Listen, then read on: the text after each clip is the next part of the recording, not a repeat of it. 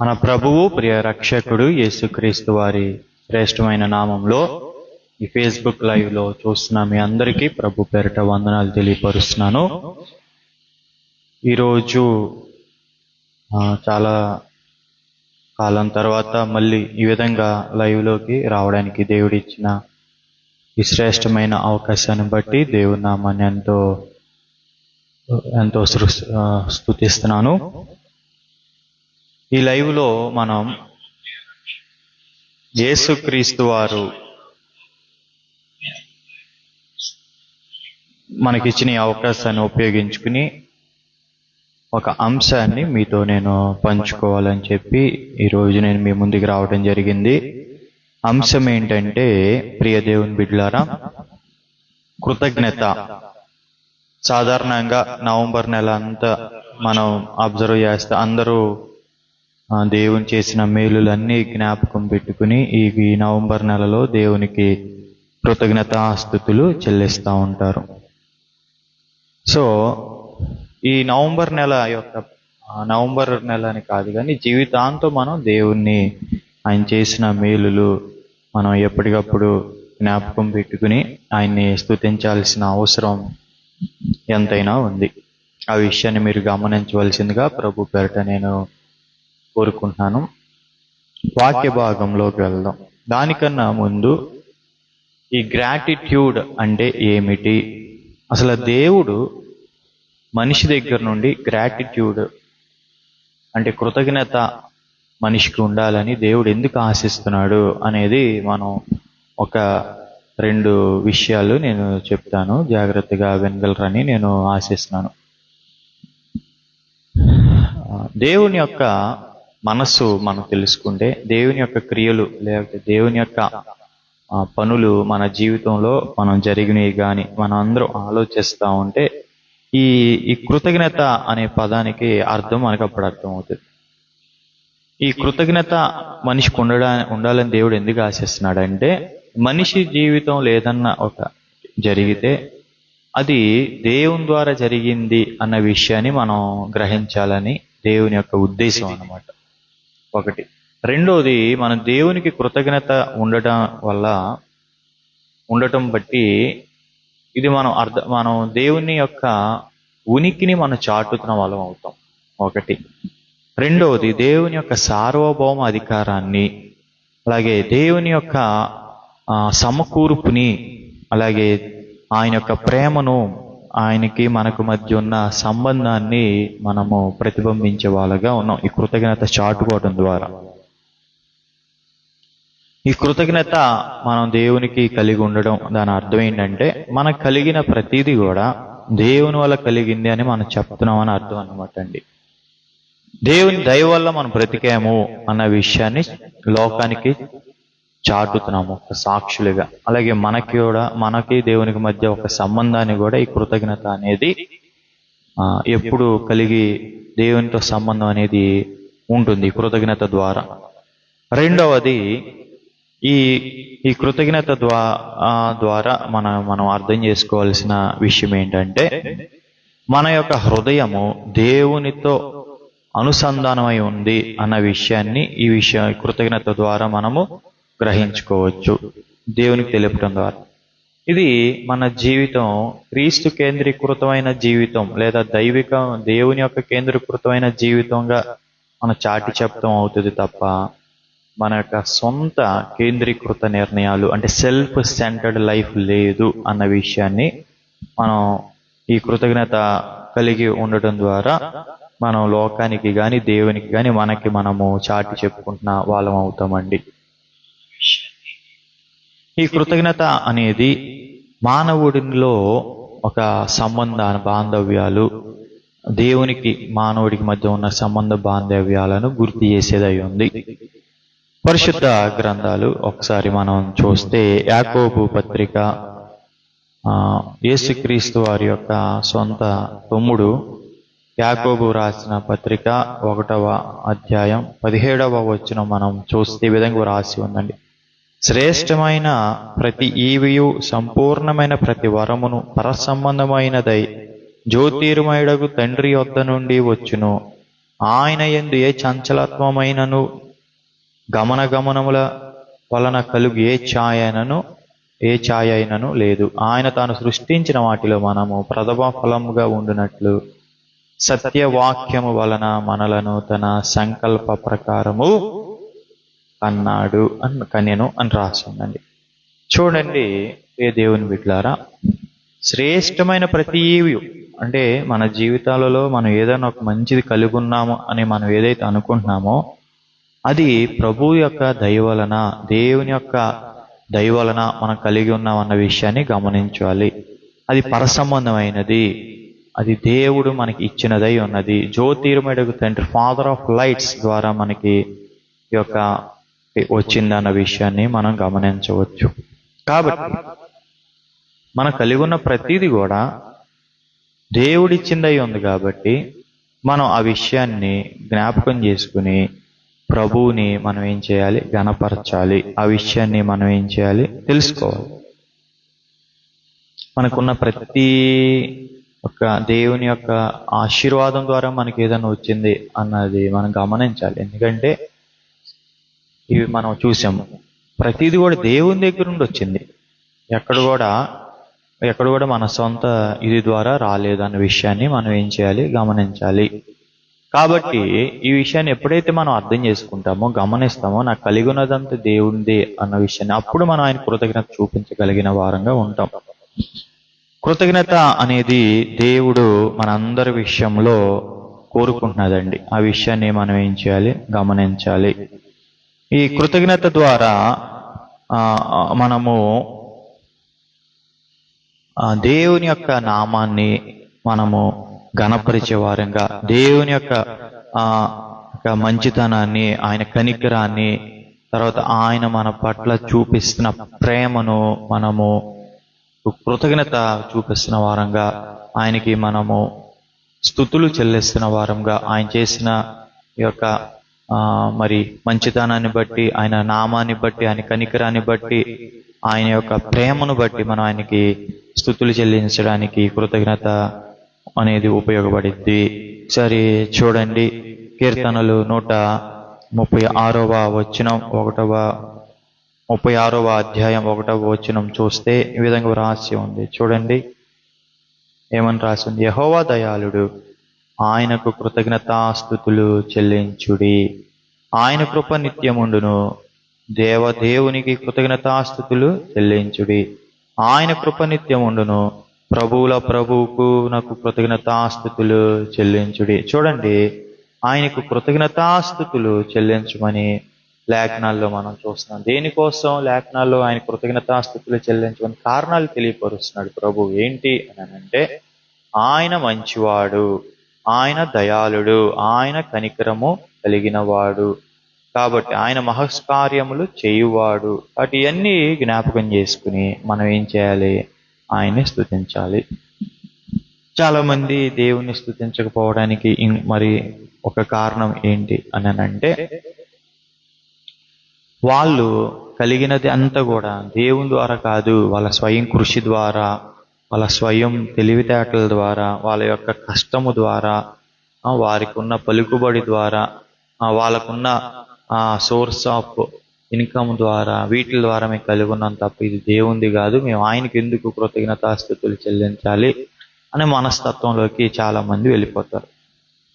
అయితే వాక్యం సెలవిస్తుంది ఏంటి అని ఆలోచన చేస్తే, యోహాను సువార్త 1వ అధ్యాయంలో కలిగినదేది ఆయన లేకుండా కలగలేదని రాస్తుంది. ఆ విషయాన్ని గమనించాలి మనం. సృష్టి మొత్తం అంతా చేసింది దేవుడే. ఆ సృష్టిలో ఉన్న వస్తువులు కానీ, అందులో ఉన్న పక్షులు కానీ, జంతువులు కానీ, మానవులు కానీ, ప్రియ దేవుని బిడ్డలారా, ప్రతిదీ ఏది చేసిన ఫ్యాక్టరీస్, మనం వేసుకున్న క్లోత్స్, కంప్యూటర్, ల్యాప్టాప్, ఫోన్స్, నీకు అసలు ఆరోగ్యం ఇచ్చిన వాడు ఆయనే, సృష్టిని నీకు మానవుగా జన్మ ఇచ్చిన వాడు ఆయనే. ఇంకా ఏది చూసుకున్నా ఆయన లేకుండా ఏది కలగలేదు.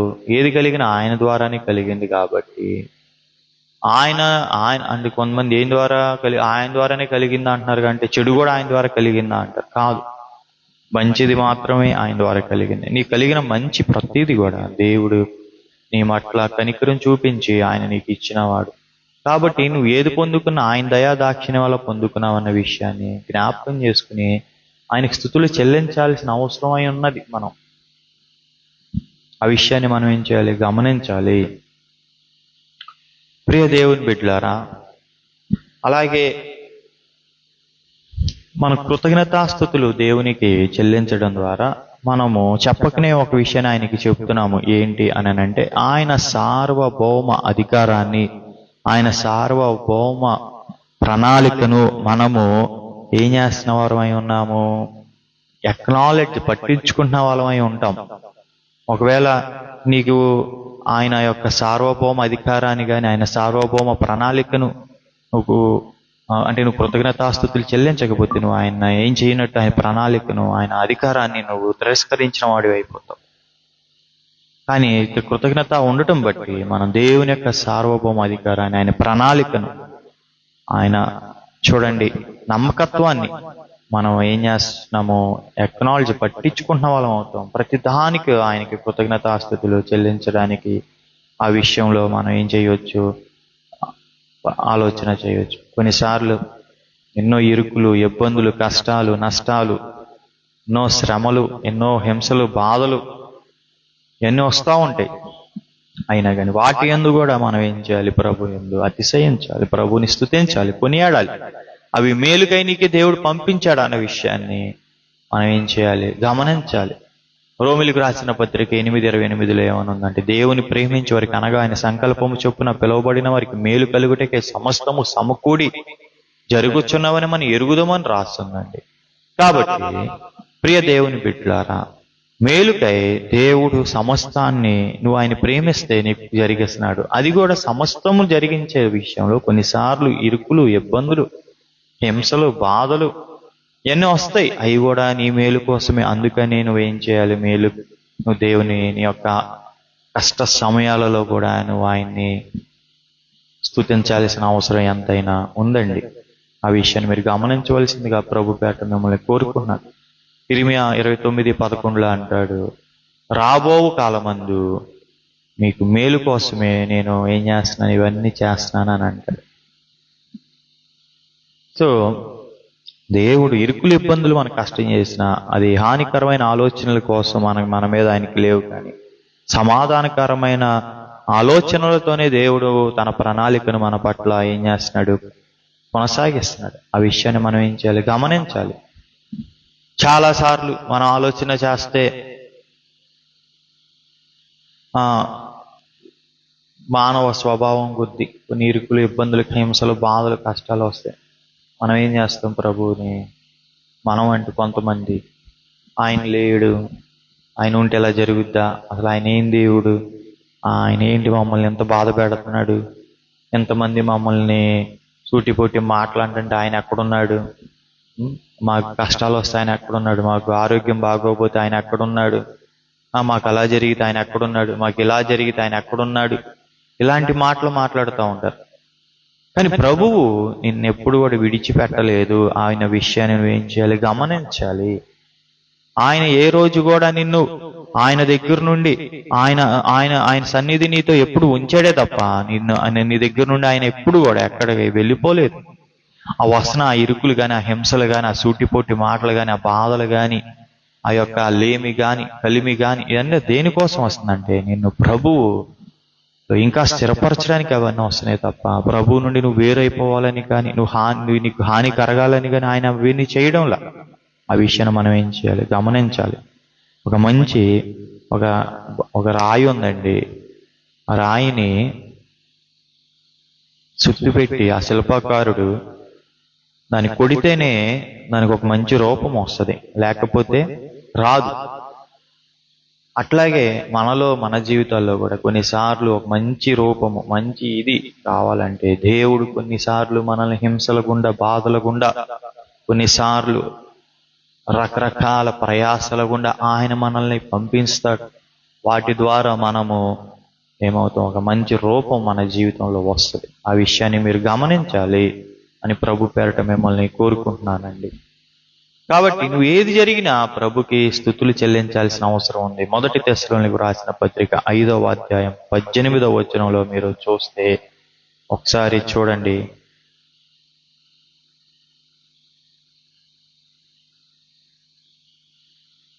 మొదటి తెస్సలోనికీయులకు రాసిన పత్రిక 5వ అధ్యాయం 18వ వచనంలో ఏమనుందంటే చూడండి, ప్రతి విషయమందు కృతజ్ఞతాస్తుతులు చెల్లించుడి, ఇలాగు చేయుట యేసుక్రీస్తునందు మీ విషయములో దేవుని చిత్తము అని రాసిందండి. సో దేవుని చిత్తం ఏంటంటే ప్రతి విషయంలో కూడా ప్రభువుని మనం ఏం చేయాలంట, ఆయనకి కృతజ్ఞతాస్తుతులు దేవునికి ప్రభువునందు క్రీస్తునందు మనం చెల్లించాల్సిన అవసరం ఉంది. ప్రతి విషయమందు అది మంచిదే కానీ, అది నీకు హానిగా నీకు అనిపించినా కానీ, నీకు ఇబ్బందిగా అనిపించినా కానీ అది హాని కోసం కాదు, దేవుడు పంపలేదు. కాబట్టి నీకు వచ్చే కష్టాల్లో బట్టి నువ్వు దేవుని స్తుతించాలి. నీకు వచ్చే మేలును బట్టి, సుఖాలను బట్టి నువ్వు దేవుని ఏం చేయాలి, దేవుని స్తుతించాలి. చాలా మంది జీవితాలు దేవుడు సుఖ దుఃఖాలు జతపరిచి జీవితాన్ని పెట్టాడు. సుఖ దుఃఖాలు జతపరిచాడు జీవితానికి. ఆ విషయాన్ని మనం ఏం చేయాలి, గమనించాలి. నువ్వు ఏది కలిగి ఉన్నా అది దేవుడు నీ మేలు కోసమే చేస్తున్నాడు అన్న విషయాన్ని మీరు జ్ఞాపకం పెట్టుకుని ఎప్పుడు కూడా ప్రభుని మీరు ఏం చేయాలి, స్తుతించాలి. ఆ విషయాన్ని మీరు గమనించండి. ప్రియ దేవుని బిడ్డలారా, ప్రియ సహోదర సహోదరుడు, ఈ సంవత్సరం అంతట్లో దేవుడు ఎన్నో మేలులు నీ జీవితంలో చేస్తుంటాడు. ఎన్నో యాక్సిడెంట్స్ నుంచి నేను తప్పించుంటాడు. ఎన్నో అపాయకరమైన పరిస్థితుల నుండి తప్పించుంటాడు. ఎంతో మంది నిన్ను అవమానించినా కానీ ఆయన అంతకంతగా నిన్ను హెచ్చించిన వాడిగా ఉన్నాడు. ఎంతో మంది నిన్ను తిరస్కరించిన, తృణీకరించిన, నిన్ను ఇబ్బంది పెట్టిన, నవ్వులు పాలుగా మాట్లాడిన, అవమానంగా మాట్లాడినా కానీ ఆయన నీ గురించి ఆలోచించి నిన్ను హెచ్చించేవాడిగా ఉన్నాడు. ఆ విషయాన్ని మీరు గమనించాలి. కాబట్టి ప్రభువుని బట్టి మీరు ఎల్లప్పుడూ కూడా ఆయనే దేవుణ్ణి స్తుతించాలి. ప్రియ దేవుని బిడ్డలారా, పౌలు తన జీవితంలో కొరింథీ పత్రికలో రాస్తాడు, ఆయన ఎన్ని హింసలు పడ్డాడు, ఎన్ని బాధలు పడ్డాడు, ఎన్ని సార్లు అపాయాలు గుండా వెళ్ళాడు, వస్త్రహీనత గుండా వెళ్ళాడు, అపాయాలలో చిక్కుకున్నాడు, కొరడా దెబ్బలు తిన్నాడు, చెరసాలలో ఉన్నాడు. ఇలాంటి ఎన్నో పరిస్థితులు గుండా ఉన్నా కానీ ఆయన ప్రభువుని స్తుతించండి అని చెప్పి లేఖనాలలో పరిశుద్ధాత్ముడి ద్వారా ప్రేరేపింపబడి రాశాడు.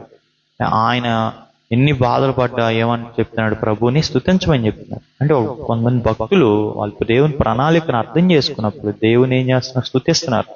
అంటే మనం కూడా దేవుని ప్రణాళికలో మనం అర్థం చేసుకుంటే ఆయనని మనం ఎప్పుడు స్తుతించేవారిగా ఉన్నాం. మనం ప్రభుకి ఏం సమర్పించగలము, మన జీవితం అంటే ఏం సమర్పించలేము. ఆస్తులు ఇవ్వగలమా ఆయనకి, ఐశ్వర్యాలు ఇవ్వగలమా, లేకపోతే డబ్బు ఇవ్వగలం, ఏమి ఇవ్వలేం. కానీ మన నోట ఆయన స్తుతించడం, ఆయనకి మనం నైవేద్యంగా అర్పించగలం. అదే ఆయన కోరుకుంటున్నాడు. ప్రభుకి మన స్తుతులు తప్ప ఏమీ ఇచ్చే లేదు. ఆయన మనం ఎల్లప్పుడూ స్తుతించాల్సిన అవసరత ఎల్లప్పుడూ ఉంది. అలాగే ఈ కృతజ్ఞత అనేది, ఈ స్తుతి అనేది కలిగి ఉండటం ద్వారా దేవునితో మన యొక్క సంబంధము ఎప్పుడు కూడా ఎలా ఉంటుందంటే సత్సంబంధంగా ఉంటుంది. మానవులుగా మనమే ఎవరికైనా ఒక మేలు చేస్తే వాళ్ళు ఏదైనా మర్చిపోతే మనకు నచ్చదు. అలాంటిది దేవుడు ఎన్నో మేలు చేసి ఆయన మనం మర్చిపోయిన వారిగా ఉంటే అది ఆయనకి ఏమవుతుంది, నచ్చదు.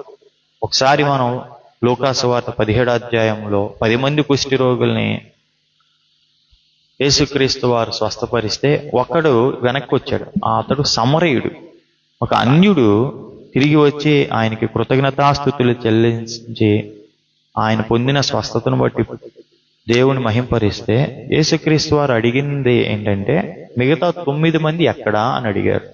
అంటే దీన్ని బట్టి మనం అర్థం చేసుకోవాల్సింది ఏమిటి అని అంటే, యేసుక్రీస్తు వారు ఏం కోరుకుంటున్నాడు, మిగతా 9 మంది కూడా ఈ సమరయుడిలాగా, ఈ అన్యుడిలాగా వచ్చి ఆయనకు కృతజ్ఞతాస్తుతులు చెల్లిస్తారేమో అని ఆశించాడు. కాబట్టి మిగతా 9 మంది ఎక్కడా అని అడిగాడు.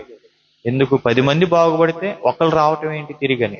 అంటే దీన్ని బట్టి మనం అర్థం చేసుకోవాల్సింది ఏంటంటే, యేసుక్రీస్తు వారు మనం ఆయన స్తుతించాలి, గణపరచాలి, ఆయన చేసిన మేలుని బట్టి జ్ఞాపకం చేసుకుని ఆయనకి కృతజ్ఞత కలిగి మనం ఉండాలి అని చెప్పి ఆయన ఆశిస్తున్నాడు. అంటే కృతజ్ఞత కలిగి ఉండటం అనేది దేవుని మన జీవితంలో దేవుడు ఆశిస్తున్నది అన్న విషయాన్ని మనం ఏం చేయాలి, గమనించాలి. ఈ కృతజ్ఞత ఉండటం బట్టి మనకి ఎలాంటి మన మన జీవితంలో కలిగే ఆధ్యాత్మిక బెనిఫిట్స్ ఏంటి, ఆధ్యాత్మిక పరమైన లాభాలు ఏంటి అని ఆలోచన చేస్తే దేవునితో ఇది సత్సంబంధం మనకు కలిగి ఉండడానికి కృతజ్ఞత అనేది ఉపయోగపడుతుంది. అలాగే కృతజ్ఞత అనేది ఉండటం బట్టి మనం ఎప్పుడు కూడా దేవుని మీద మనకి విశ్వాసాన్ని అనేది పెంచేదిగా ఉంటది. చూడండి, కీర్తనలు 77:11 మీరు ఒకసారి చూస్తే,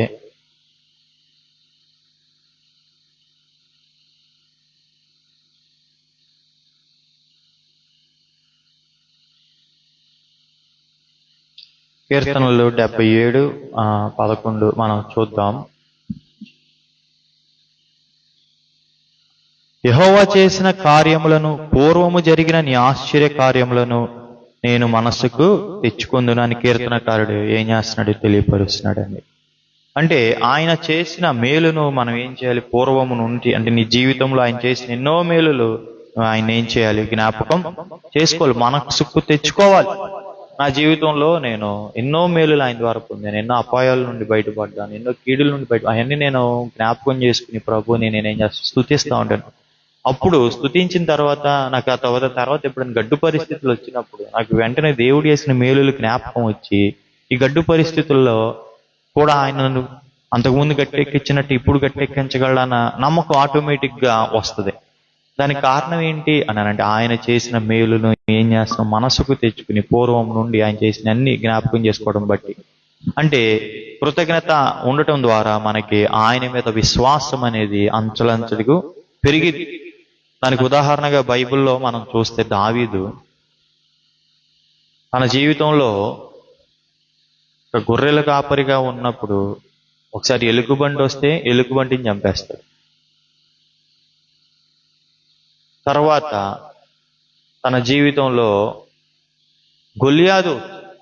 గొలియాదుని కూడా ఏం చేశాడు, చంపేసేసాడు. ఎలా, ఎందుకని చంపగలిగాడు అని అంటే అంతకుముందు దేవుడు చేసిన మేలుని జ్ఞాపకం చేసుకుని తను దేవుడి యొక్క శక్తితో అంతకుముందు చేయగలిగిన పనులు జ్ఞాపకం చేసుకోగలిగాడు. కాబట్టి గొలియాదు లాంటి ఎదురుగా ఒక పెద్ద వ్యక్తిని ఉంచుంటే నేను ఇతన్ని జయించగలను, ఈ సున్నతి లేని ఫిలిస్తీయుడు ఎంత, నా జీవం కలిగిన దేవుడు నాకు సహాయం చేస్తాడని చెప్పి ఏం చేశాడు, వెళ్ళిపోయాడు. దానికి కారణం ఏంటంటే దేవుడు చేసిన పూర్వపు మేలులు అతను జ్ఞాపకం చేసుకోబట్టి ఆ విశ్వాసం ఆయనకు వచ్చింది. అప్పుడే నేను ఈ ఫిలిస్తీన్ని ఎదిరించగలన ధైర్యాన్ని అతను వచ్చింది, లేకపోతే రాదు. ప్రియ దేవుని బిడ్డలారా, మన జీవితంలో కూడా దేవుడు చేసిన ఎన్నో మేలులు మనకు జ్ఞాపకం పెట్టుకుంటే, అంతకుముందు దేవుడు 10th క్లాస్ నేను బాగా చదవటానికి హెల్ప్ చేసిన దేవుడు ఇంటర్కి హెల్ప్ చేయగలడుగా, ఇంటర్ చదవటానికి దేవుడు హెల్ప్ చేసిన దేవుడు డిగ్రీ కానీ ఇంజనీరింగ్ కానీ లేకపోతే రకరకాల కోర్సెస్ చేయడానికి చదవగలడానికి హెల్ప్ చేయగలగా అన్న విశ్వాసం నీకు డెవలప్ అవుతుంది ఎప్పుడు దేవుడు చేసిన మేలును జ్ఞాపకం పెట్టుకుంటే. లేకపోతే కాదు. ఎన్నోసార్లు అనారోగ్య సమస్యలు వచ్చినప్పుడు దేవుడు స్వస్థపరిచింది నువ్వు జ్ఞాపకం పెట్టుకుంటే, తర్వాత ఎప్పుడన్నా అనారోగ్య సమస్యలు వస్తే అది నీకు ఏమవుతుంది, అనారోగ్యంలో దేవుడు ఇప్పుడు కూడా నాకు ఏం చేస్తాడు, కాపాడతాడు అన్నది ఇది నీకు వచ్చింది. ప్రియ దేవుని బిడ్డలారా, అలాగే కృతజ్ఞత కలిగి ఉండటం బట్టి మనకేమొస్తుంది అని ఆలోచన చేస్తే హృదయములో మనకి ఒక ఆనందం, దేవుని ఇచ్చే ఆనందాన్ని మనం ఏం చేస్తామో పొందుకోగలం. ఫిలిప్పీలకు రాసిన పత్రిక 4వ అధ్యాయంలో మనం చూస్తే దేని గురించి చింతింపుడు కానీ ప్రతి విషయంలోనూ మీరు ఏం చేయం, కృతజ్ఞతాపూర్వకంగా మీ విన్నపాలు దేవుడికి ఏం చేయమంటాడు, తెలియపరచమంటాడు. అప్పుడు దేవుని సమాధానం మీ హృదయాలకు లేదా మీ తలంపులకు కావలి ఉంటుందని రాసి ఉందండి. అంటే కృతజ్ఞత ఉండటం ద్వారా, కృతజ్ఞతాపూర్వకంగా మన విన్నపాలు దేవుడికి తెలియజేయటం ద్వారా దానికి అంటే కృతజ్ఞత కలిగిన విన్నపాలు అంటే కృతజ్ఞత కలిగిన విన్నపాలు అంటే ప్రభువా నాకు చిన్నప్పుడు నువ్వు ఆ మేలు చేసి సహాయం చేసావు, నీకు స్తోత్రం. నువ్వు నేను పలానా టైంలో పలానా మేలు చేసావు, నీకు స్తోత్రం. తర్వాత ఎన్నో మేలు చేసిన జ్ఞాపకం చేసి స్తోత్రం అని చెప్పి తర్వాత ఇప్పుడున్న నీకు విన్నపాలు ఏదో దానికి కొత్తగా ఉన్న విన్నపాలు తెలియపరచడం బట్టి నీకు విశ్వాసం పెరిగిద్ది. నీ హృదయంలో దేవుడు ఏం ఇస్తాడంట, శాంతి ఇస్తాడంట. ఆయన తలంపులు నీ తలంపులకు ఆయన సమాధానం కావలిగా ఉంటుందంట. ప్రియ దేవుని బిడ్డలారా, ఆ విషయాన్ని మనం ఏం చేయాలి, జ్ఞాపకం పెట్టుకోవాలి. ఒకరోజు నాకు కరోనా టైంలో బాగా రకరకాలుగా నాకు బ్రీతింగ్ ప్రాబ్లం లాగా వచ్చింది. తర్వాత నాకు చాలా ఇబ్బందిగా అనిపించిందండి. ఎప్పటికప్పుడు ఏ రోజుకి ఆ రోజు నేను ఈ రోజు గడిస్తే చాలే అన్నట్టుగా దినదిన గండం లాగా నా ప్రాణం కొట్టుకుంటున్నట్టుగా నేను ఫీల్ అయితే ప్రతిసారి హాస్పిటల్కి పరిగెత్తడం, చెకప్ చేసుకోవటం, ఇంటికి రావటం, కూర్చోవటం. భయం పట్టుకుంది, ప్రాణ భయం. ఏంటి ప్రభు ఎట్లాగా అని చెప్పి నేను ఆలోచన చేస్తాను. అయితే దినాలు గడుస్తున్నాయి, నేను సజీవంగానే ఉన్నాను, బతికే ఉన్నాను. నాకు దాన్ని బట్టి ప్రతిరోజు ప్రార్థన చేసుకోవటం బట్టి నాకు తెలియని ఒక నమ్మకం, దేవుడు ఈ రోజు అంటే నిన్న బతికించాడుగా, ఈ రోజు బతికిస్తాడు, మొన్న బతికించాడు, తర్వాత బతికించాడు, ఈ రోజు కూడా బతికిస్తాడు అన్న భావన లోపల కలిగింది. అంటే కృతజ్ఞతాపూర్వకంగా ఏం చేశాను, విన్నపాలు దేవుడికి తర్వాత తెలియపరిచి, ప్రభు నా అనారోగ్యంలో అప్పుడు నాకు తోడుగా ఉన్న దేవుడు ఇప్పుడు తోడుగా ఉంటావు అని. ఈ రోజు ఏదైనా అనారోగ్యం వస్తే భయపడుకోకుండా ఉండడానికి అది ఉపయోగపడింది. కాబట్టి కృతజ్ఞత అనేది ఉండటం ద్వారా నువ్వు భయాన్ని లేకుండా బ్రతుకుతావు. దేవుని యొక్క సహాయాన్ని బట్టి ఎన్నోసార్లు పేమెంట్లు కట్టాల్సిన అవసరం వచ్చింది. ఎన్నోసార్లు టైంకి పేమెంట్లు కట్టాలి, ఆ రోజు ఎలా గడుస్తుందో అర్థం అయ్యేది కాదు. నాకు వారం 10 రోజుల ముందు టెన్షన్ పట్టుకునేది. పలానా తారీఖు వస్తుంది, పేమెంట్ కట్టాలి ఎట్లా. ఆ టైంకి ఎట్లా కొట్లా దేవుడి సహాయంతో కట్టగలిగేస్తాం. మనకి ఫిలిప్పి 4:19 ఏముంది, దేవుడు తన ఐశ్వర్యం చొప్పున క్రీస్తు మహిమ ప్రతి అవసరమును తీర్చునని రాసుంది. నేను ఆ వచనాన్ని ధ్యానం చేసుకుని ధైర్యాన్ని తెచ్చుకుని ప్రార్థన చేసుకుని ఆ సమస్య లేదా ఆ పేమెంట్ కట్టేసేసేవాడిని. తర్వాత ఎన్నో పేమెంట్లు తర్వాత కట్టాల్సిన వచ్చినప్పుడు అంతకుముందు కట్టగలగడానికి దేవుడు సహాయం చేసిన దేవుడు ఇప్పుడు కూడా సహాయం చేస్తాడు అన్న విషయాన్ని ఎప్పుడైతే మనసులో ఆయన చేసిన మేలును జ్ఞాపకం చేసుకున్నామో అప్పుడు ధైర్యం వచ్చి తర్వాత నుండి భయం పోయింది. ఏదైనా కట్టాల్సిన అవసరం వస్తే సరేలే దేవుడు సహాయం చేస్తాడు అన్న భావన వచ్చింది. కాబట్టి మనం ఏంటి, దీన్ని బట్టి జ్ఞాపకం చేసుకోవాల్సింది ఏంటంటే కృతజ్ఞత అనేది ఉండటం బట్టి దేవుని పట్ల నీకు విశ్వాసంతో పాటు నీకున్న భయం కూడా పోయింది. దేవుడు మేలు చేస్తాడులే అన్న ధైర్యంతో నువ్వేం చేస్తావు, భయపడాల్సిన పని లేకుండా మనం ఏం చేయగలం, దేవుడి పట్ల మన యొక్క ఇదిని కొనసాగించగలం. కాబట్టి ప్రియ దేవుని బిడ్డలారా, యేసుక్రీస్తు వారిలో మనం మన యొక్క జీవితాన్ని ముందుకు సాగదీయాలి. ఈ కృతజ్ఞత అనేది ప్రభువు కోరుకుంటున్న ఒక ఇది అయి ఉన్నది. అంతేగాని ఇది దేవుడు పెట్టంది కాదు. కృతజ్ఞత అనేది దేవుడు పెట్టంది కాదు. కృతజ్ఞతకి అర్థం ఏంటంటే ఏదైనా ఒక మేలు చేస్తే తిరిగి ఆశించేది కాదు. కృతజ్ఞత అంటే మనంతటిగా మనం దేవుడికి ఇచ్చేది, మనంతటిగా మనం దేవునికి అర్పించేదే తప్ప దేవుడు డిమాండ్ చేయట్లా. దీన్ని కృతజ్ఞత ఈజ్ నాట్ డిమాండ్ అంటే దాన్ని ఆయన ఏం చేయట్లేదు, డిమాండ్ చేసి నీ దగ్గర నుండి వాళ్ళ ఒత్తిడి చేసి బలవంతం చేసి ఆయన చేసిన మేలుకి తిరిగి ఏదైనా ఇవ్వమని ఆయన కోరుకోవట్లా. అంటే బలవంతంగా కోరుకోవట్లా, అది నీ ఇష్టపూర్వకంగా దేవుడు ఆయనకి నువ్వు కృతజ్ఞత కలిగి ఉండాలని చెప్పి ఆశిస్తున్నాడు.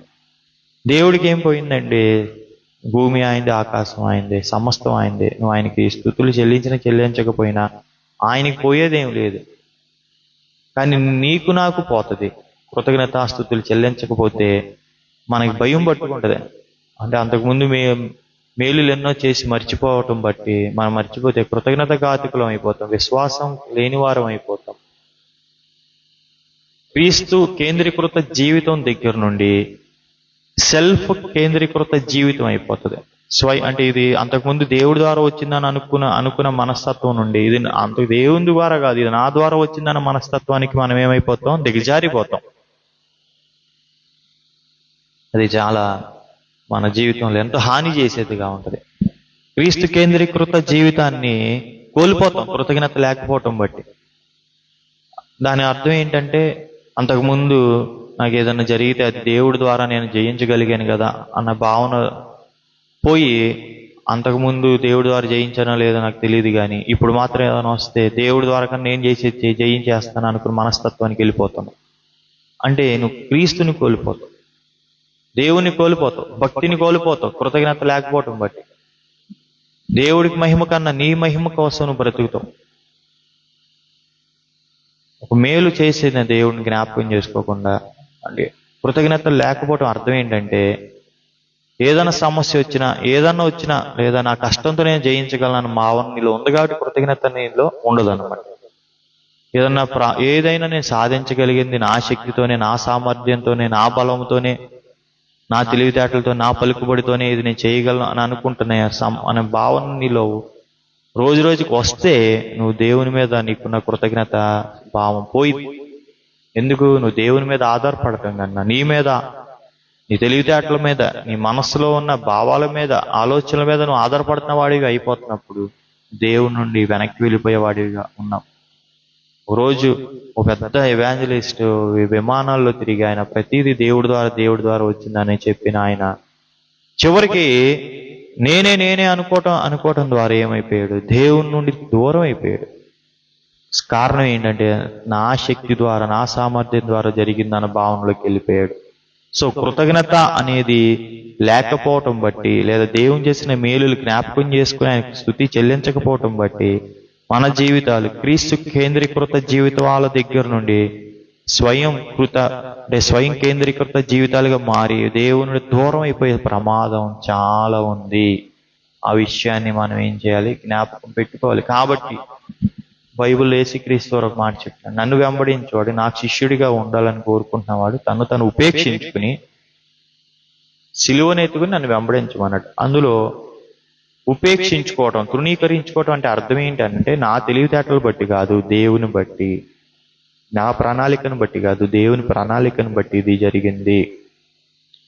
నా శక్తిని బట్టి కాదు, తృణీకరించుకోవటం అంటే ఇదే, దేవుని శక్తిని బట్టి ఇది చేయగలిగాం. అలాగా మనం ఎప్పుడైతే తృణీకరించుకుంటామో అప్పుడు మన మనసు దేవుడి మీదకి వెళ్ళింది, లేకపోతే వెళ్ళదు.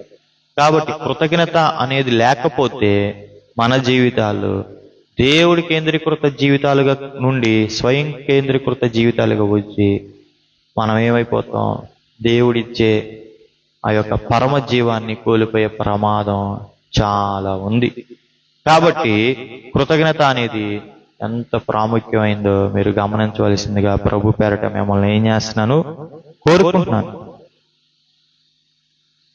సో కృతజ్ఞత అనేది అంత ప్రాముఖ్యమైంది ప్రియ దేవుని బిడ్డలారా.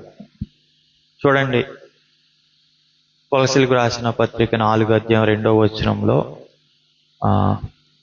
బీ వాచ్ఫుల్ అండ్ థ్యాంక్ఫుల్ అని రాశాను. అంటే మనం కనిపెట్టి ప్రభుకి కృతజ్ఞతాస్తుతులు చెల్లించమని పౌలు రాస్తున్నాడు. పౌలు ఎలాంటి సందర్భంలో ఈ మాట రాశాడో తెలుసా? చెరసాలలో ఉండగా రాశాడు. ఎక్కడ రాశాడు? చెరసాలలో ఉండగా రాశాడు. ఎందుకు రాయగలిగాడు ఆ మాట? చెరసాలలో ఉండగా దేవుని కృతజ్ఞతాస్తుతులు చెల్లించండి అని రాశాడంటే, అంతకుముందు పౌలు శీలలు చెరసాలలో ఉన్నప్పుడు దేవుని స్తుతిస్తున్నప్పుడు చెరసాల బద్దలైపోయింది. చూడండి, ఆ విషయాన్ని జ్ఞాపకం పెట్టుకున్నాడు కాబట్టి మళ్ళీ తిరిగి చెరసాలలో ఉన్నప్పుడు ఏం చేశాడు? ప్రభుకి స్తుతులు చెల్లించమని, కృతజ్ఞత కలిగి ఉండమని చెప్పగలుగుతున్నాడు. ఎందుకు? ఆ సంభవాలయన్ని జ్ఞాపకం పెట్టుకున్నాడు కాబట్టి. ఆ మేలులు, దేవుని శక్తిని ఆయన ధ్యానం చేయగలిగాడు కాబట్టి ఆ మాట అక్కడ రాయగలిగాడు, లేకపోతే రాయలేడు. ఒకవేళ మర్చిపోతే గనక దేవునికి కృతజ్ఞత చెల్లించండి అని చెప్పడు. అంటే మనం ఈ స్వభావాలు, భక్తుల యొక్క స్వభావాలను గమనించి మనం కూడా దేవుడు చేస్తున్న మేలులు జ్ఞాపకం పెట్టుకుని ఆయన కృతజ్ఞత కలిగి జీవించాల్సిన అవసరం ఎంతైనా ఉంది. కలిగినదేది ఆయన లేకుండా కలగలేదని రాస్తుంది. అంటే మనకు ప్రతిదీ ఏది కలిగి ఉన్నా అది ఆయన ద్వారానే అన్న విషయాన్ని మనం ఏం చేయాలి? గమనించాలి. కాబట్టి ఏది మనం పొందుకున్నా అది ఆయనను బట్టే కాబట్టి ఆయనను మనం ఎల్లప్పుడూ స్తుతించి ఆయనను గణపరిచి మన జీవితాలు ప్రభుకి పునరంకితం చేసుకోవాలని ప్రభు పేరిట మిమ్మల్ని కోరుకుంటున్నాను. ఇజ్రాయేలు జనాంగం ఐగుప్తు బానిసత్వం నుండి అద్భుత రీతిగా దేవుడు వాళ్ళని బయటికి తీసుకొచ్చిన వాళ్ళు దేవుడు చేసిన ఆశ్చర్య కార్యాలను జ్ఞాపకం చేసుకోకుండా ఆయనకు స్తుతి చెల్లించాల్సిన మహిమను ఇవ్వలేకపోవటం బట్టి, వాళ్ళు ఆ కృతజ్ఞత లేకపోవటం బట్టి దేవుడు వాళ్ళకి వాగ్దానం చేసిన ఆ యొక్క ఇంటికి వెళ్ళలేకపోయారు. కేవలం ఏం లేకపోవటం బట్టి ఆ కృతజ్ఞత మనస్సు లేకపోవటం బట్టి, దేవుడు చేసిన మేలును జ్ఞాపకం చేసుకోకపోవటం బట్టి వాళ్ళు అలాగ అయిపోయారు. మనం కూడా మన జీవితాలు అలా అవ్వకోకుండా ఉండాలంటే దేవుడు చేసిన చిన్న చిన్ని మేలుల దగ్గర నుంచి పెద్ద పెద్ద మేలుల దాకా ఎన్నో చేసి ఉంటాడు. అవన్నీ జ్ఞాపకం చేసుకుని ప్రభుని మనం స్తుతించాల్సిన అవసరం ఎంతైనా ఉంది. ఇది దేవుని చిత్తం అని రాస్తుంది. It is will of God to have gratitude towards God. So కాబట్టి ప్రియ దేవుని బిడ్డలారా, వాక్యం వింటున్నా ప్రియ స్నేహితుడా, ప్రియ బిడ్డ, దేవునికి కృతజ్ఞతాస్తుతులు చెల్లించమని ప్రభు పేరట కోరుకుంటే ఈ వాక్యాన్ని ఎంతటిగా ముగిస్తున్నాను. ప్రార్థన చేసుకుందాం. జీవం కలిగిన దేవా, సర్వాధికారి, సర్వోన్నతుడా, అయా ప్రభ, కృతజ్ఞత కలిగి ఉండటం అనేది అయా మాకు మా జీవితాల్లో మాకు అది ఎంతో మేలు చేసేదిగా ఉంది ప్రభా. మా విశ్వాసాన్ని మీ పట్ల కృతజ్ఞత ఉండటం బట్టి మా విశ్వాసం పెరిగిద్ది అయా. మీ మీద మాకు కృతజ్ఞత ఉండటం బట్టి మాకు ఏదైనా భయాలు ఉంటే అవి పోతాయి. మీ మీద కృతజ్ఞత ఉండటం బట్టి మాకు మీతో సత్సంబంధం ఉంటుంది. కృతజ్ఞత ఉండటం బట్టి అయా మమ్మల్ని మేము ఉపేక్షించుకుని మా సిలువనెత్తుకు మేము వెంబడించగలం అయా. మా కృతజ్ఞత ఉండటం బట్టి క్రీస్తు కేంద్రీకృత జీవితం జీవించగలం ప్రభువా. కృతజ్ఞత ఉండటం బట్టి మీ చిత్తాన్ని మేము నెరవేర్చగలం అన్న విషయాన్ని గమనించవలసిందిగా అయా ప్రభా మీరు మాకు తెలియపరిచినందుకు మీకు వందనాలు ప్రభా. మేము ఏదైనా మేలులు మీరు చేసింది జ్ఞాపకం పెట్టుకోకుండా మర్చిపోయి ఇది నా వల్లే వచ్చిందని భావన లేదన్న ఉంటే దయతో మమ్మల్ని క్షమించమని, మా మనస్తత్వాన్ని మమ్మల్ని బాగు చేసి ఇది ప్రభు దయ వల్ల మేము పొందుకున్నాము, దేవుని దయ వల్ల పొందుకున్నాము అన్న విషయాన్ని మేము జ్ఞాపకం పెట్టుకుని మీకు స్తుతులు చెల్లించేవారిగా ఉండడానికి సహాయం చేయి ప్రభా. కృతజ్ఞత కలిగి ఉండడం అనేది ఇదిగో ప్రభా, ఇదిగో నేను ఒక స్థాయి నుండి ఇంకో గొప్ప స్థాయికి కూడా కృతజ్ఞత అనేది తీసుకెళ్లే అయా ఉంది కాబట్టి ప్రభా మేము ఎల్లప్పుడూ మీ పట్ల కృతజ్ఞత ఉండగలగడానికి సహాయం చేయి ప్రభా. ఈ 20-25 ఎన్నో నెలలు ప్రభా మమ్మల్ని ప్రతి రోజు కాచి కాపాడి ఎన్నో మేలులు చేసి సజీవంగా ఉంచారు. అందును బట్టి మీకు కోట్లాది స్తుతులు స్తోత్రములు ప్రభా. మీరు చేసిన మేలును బట్టి మీకు వందనాలు తెలియపరుస్తున్నాం ప్రభా. కోట్లాది స్తుతులు స్తోత్రములు ప్రభా మీకు చెల్లిస్తున్నాం. ఈ కృతజ్ఞత అర్పణలు మీకు చెల్లిస్తున్నాం ప్రభా. వాక్యమైన ప్రతి ఒక్కరి జీవితాల్లో మార్పు దయచేయమని, వాళ్ళు మీకు కృతజ్ఞత కలిగిన జీవితం జీవించడానికి సహాయం చేసి నడిపించమని కోరుకుంటే ప్రార్థన యేసు క్రీస్తు పరిశుద్ధులైన నామంలో కృతజ్ఞతాస్తుతులు చెల్లించి మిక్కిలి వినయం అడిగి వేడుకుని పొందున్నాం తండ్రి. ఆమేన్. వీక్షించిన మీ అందరికీ ప్రభు పేరట వందనాలు. మీకు ఏదన్నా ప్రార్థన అవసరం ఉంటే మీరు మాకు తెలియపరచవచ్చు. మీరు మమ్మల్ని కలుసుకోవాలనుకుంటే కలుసుకోవచ్చు. ఒకవేళ దేవుడు మిమ్మల్ని ప్రేరేపిస్తే మీరు మాకు ప్రేమపూర్వకమైన కానుకలు పంపించవచ్చు. వాక్యం వీక్షించిన మీ అందరికీ ప్రభు పేరట వందనాలు తెలియపరుస్తాం.